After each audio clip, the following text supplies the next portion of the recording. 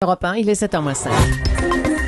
Guillaume Cahour. Avec Guy Birenbaum, le buzz du net. Bonjour Guy. Bonjour tout le monde. Et donc cette histoire de cette vendeuse canadienne d'une célèbre chaîne de capsules de café, dont nous ne citerons pas le nom, et qui a bien failli perdre son job à cause d'un message posté par un client sur Twitter, le réseau social. Et oui Guillaume, depuis que George Clooney, tiens, salut George, est l'icône publicitaire de cette marque, tout le monde connaît leurs petites capsules de café entre 33 et 35 centimes d'euros la capsule qu'on glisse dans la cafetière dédiée. Capsules et cafetières qui permettent de se faire un bon café chez soi. Ces capsules, on peut les commander, se les faire livrer ou aller les acheter dans les boutiques de la marque. Des boutiques très chics dans lesquelles on doit parfois attendre si longtemps que des espaces ont été prévus pour y consommer en prenant son mal en patience. Mais il y a des clients qui ne sont pas patients, surtout s'ils trouvent qu'on les traite mal. Et donc il y a un client canadien qui a trouvé qu'on le traitait mal. Et ouais, l'histoire est exemplaire et inquiétante. Ce client aurait attendu environ une demi-heure un cappuccino à sa table, alors il a décidé d'utiliser le web et une méthode 2.0 pour râler. Au lieu de manifester sa mauvaise humeur directement aux employés dans le magasin, il a envoyé un message pour se plaindre sur le réseau social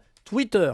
Message transmis au compte Twitter de la marque. Dans le magasin, les employés ont fini par remarquer qu'il était en carafe, si j'ose dire. Ils ont offert son cappuccino. L'histoire pouvait s'arrêter là. Mais le message posté sur Twitter allait faire son effet. 20 minutes après que le client ait râlé, directement sur le réseau social, le gérant de la boutique est venu le voir pour connaître les détails de l'incident. Et là, c'est une serveuse qui est venue le voir. Bah oui, peu de temps après, une serveuse paniquée s'adresse au même client pour lui demander si c'est bien lui qui a envoyé un message sur Twitter en se plaignant de ne pas avoir été servi. Le fameux message était arrivé au siège de la société. Il a été pris très au sérieux par le directeur de la marque. L'employé repéré comme n'ayant pas fait son boulot risquait une sanction, voire même, ce qui me semble très exagéré, d'être viré. Elle a expliqué ses ennuis au client, du coup, très embarrassé. Le même a publié un second message pour dire que, bon, voilà, quand même, il voulait pas qu'elle soit virée. Alors, c'est une histoire qui montre que les réseaux sociaux prennent une place de plus en plus importante dans notre vie, mais elle fait froid dans le dos. Que penser d'un monde dans lequel on passe par le web pour se plaindre publiquement, dénoncer à ses patrons quelqu'un qui se trouve à quelques mètres au lieu de lui parler, au lieu de l'interpeller les yeux dans les yeux? On a vu depuis plusieurs semaines, Guillaume, comment Facebook et Twitter aident partout des peuples opprimés à se libérer.